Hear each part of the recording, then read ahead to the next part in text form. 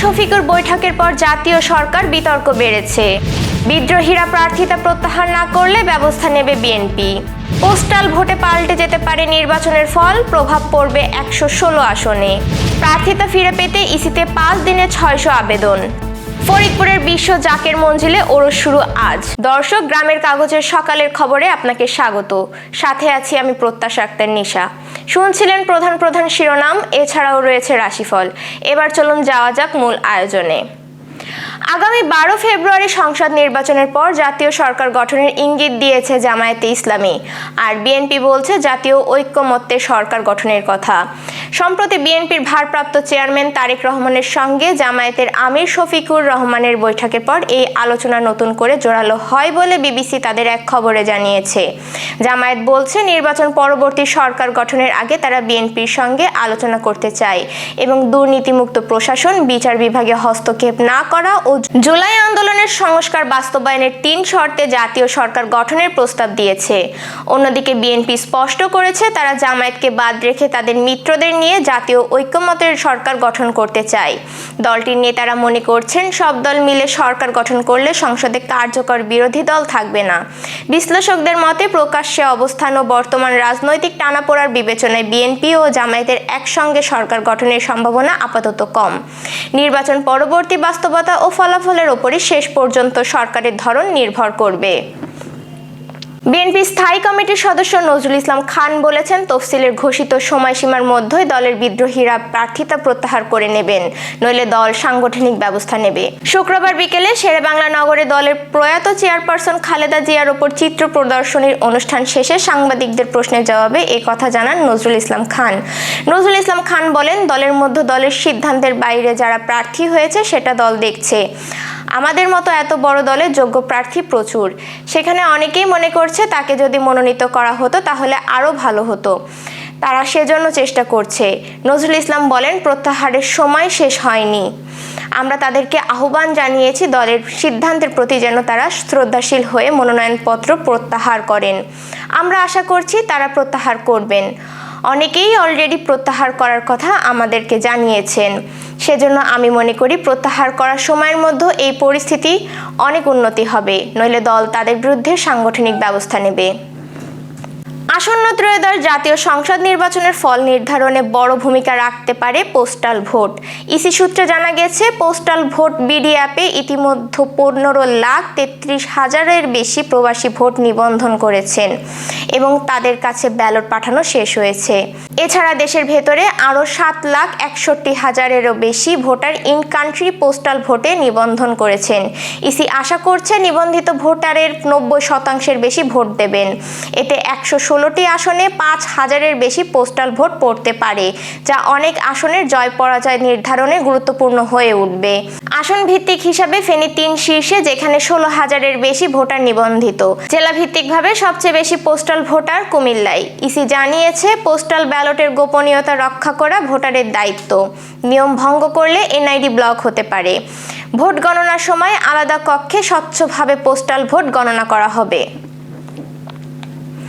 Returning কর্মকর্তার সিদ্ধান্তের বিরুদ্ধে প্রার্থিতা ফিরে পেতে নির্বাচন কমিশনের শেষ দিনে 131 জন মনোনয়ন প্রার্থী ইসিতে আপিল করেছেন।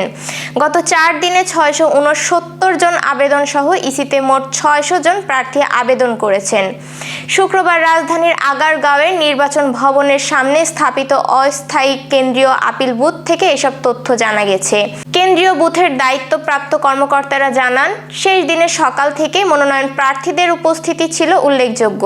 বিকেল 5টা পর্যন্ত সময় নির্ধারিত থাকলেও তার আগেই যারা নির্বাচন ভবনে উপস্থিত হয়েছেন তাদের সবাইকে আপিল করার সুযোগ দেওয়া হচ্ছে। এই কারণে সন্ধ্যা 6টা পর্যন্ত আপিল গ্রহণ কার্যক্রম চলে। এসব আপিলের শুনানি অনুষ্ঠিত হবে আজ 10 জানুয়ারি থেকে 18 জানুয়ারি পর্যন্ত। শুনানি কার্যক্রম আগারগাঁওয়ের নির্বাচন ভবনের অডিটোরিয়ামে অনুষ্ঠিত হবে। কমিশনের পরিকল্পনা অনুযায়ী প্রতিদিন গড়ে প্রায় 70টি করে আপিল আবেদনের শুনানি দেওয়া হবে। উপমহাদেশের প্রখ্যাত সুফি সাধক হযরত মাওলানা শাহ সুফি খাজা বাবা ফরিদপুরি নকশবন্দি মুজাদ্দেরির ওরস শরীফ আজ শনিবার শুরু হবে। প্রতি বছরের ন্যায় এবারও ৮৮ বিশ্ব জাকের মঞ্জিল দরবারে শরীফের ওরস চলবে ১৩ জানুয়ারি মঙ্গলবার পর্যন্ত। ওরস উপলক্ষে নান্দনিক সাজে সজ্জিত হয়েছে জাকের মঞ্জিল। দেশ বিদেশ থেকে আগতদের জন্য ২০ কিলোমিটার এলাকা জুড়ে অনুষ্ঠান ভেন্যু করা হয়েছে।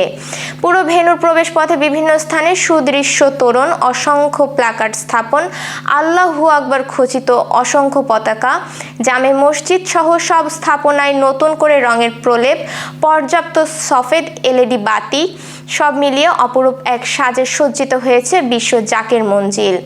গোটা এলাকা ঘিরে অর্ধ শতাধিক পর্যবেক্ষক টাওয়ার ও নিরাপত্তা চৌকি এবং সিসিটিভি ক্যামেরা স্থাপন করা হয়েছে। ট্রাফিক নিয়ন্ত্রণে মূল এলাকার বাইরে বিশাল পার্কিং স্থাপন করা হয়েছে। দর্শক, এবার চলুন জেনে নিই কেমন যাবে আপনার আজকের দিন অর্থাৎ ১০ জানুয়ারির সম্ভাব্য রাশিফল। মেষ রাশির আজ কাজের ক্ষেত্রে নতুন দায়িত্ব পেতে পারেন। আর্থিক বিষয়ে ঝুঁকি এড়িয়ে চলাই ভালো। প্রিয়জনের সঙ্গে ভুল বোঝাবুঝি মিটে যেতে পারে। বৃষ রাশির পারিবারিক শান্তি বজায় থাকবে। পুরনো কোনো সমস্যা আজ সমাধানের পথে যাবে। স্বাস্থ্য নিয়ে সামান্য সতর্ক থাকুন। মিথুন রাশির চাকরি বা ব্যবসার অগ্রগতির সম্ভাবনা। বন্ধুর সহযোগিতা কাজে লাগবে। আজ অপ্রয়োজনীয় কথা কম বলাই ভালো। কর্কট রাশির অপ্রত্যাশিত খরচ বাড়তে পারে। মন খারাপের কারণ হলেও বিকেলের পর ভালো খবর পেতে পারেন। সিংহ রাশির সাহসী সিদ্ধান্ত আজ সুফল দেবে। সামাজিক ক্ষেত্রে মর্যাদা বাড়বে। প্রেমের ক্ষেত্রে শুভ সময়। কন্যা রাশির কাজের চাপ থাকলেও দক্ষতায় তা সামলাতে পারবেন। পুরনো দেনা পাওনা মিটে যেতে পারে। তুলা রাশির নতুন যোগাযোগ ভবিষ্যতে লাভজনক হবে। মানসিক অস্থিরতা কাটবে সন্ধ্যার পর।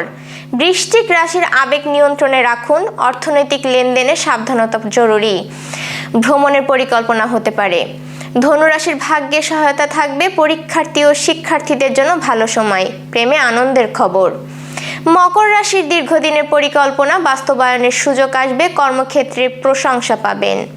কুম্ভ রাশির পারিবারিক বিষয়ে ধৈর্য ধরতে হবে। বন্ধুর সঙ্গে ভুল বোঝাবুঝি হতে পারে, সংযত থাকুন। মীন রাশির আর্থিক দিক শক্ত হবে। নতুন কাজ শুরু করার জন্য দিনটি শুভ। শরীর চর্চায় মনোযোগ দিন। দর্শক, এই ছিল এখনকার আয়োজন। আগামীকাল ঠিক একই সময়ে সকালের খবর দেখতে ও জানতে চোখ রাখুন গ্রামের কাগজের ইউটিউব চ্যানেল ও ফেসবুক পেজে। আর প্রতিদিনের খবরের আপডেট পেতে গ্রামের কাগজের ইউটিউব চ্যানেল সাবস্ক্রাইব এবং ফেসবুক পেজ ফলো করে রাখতে ভুলবেন না। আমাদের পরবর্তী খবর দেখুন বেলা ২:৩০টায়। শুভ বিদায়।